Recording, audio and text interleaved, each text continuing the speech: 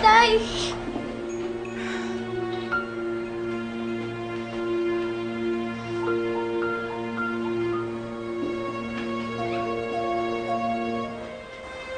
Lumayas kayo.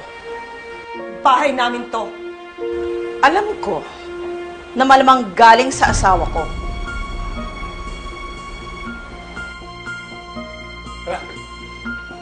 Tay! Bitawan niyo ako! Bitawan niyo siya! Bitawan niyo ako! Ano ba?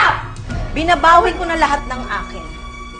Lumayas na kayo dahil kung hindi, ipangangalandakan ko sa labas kung anong klaseng babae ka. Mapapahiya, pati anak mo. Bitawan niyo ako! Gusto niya yata magpakaladkad eh.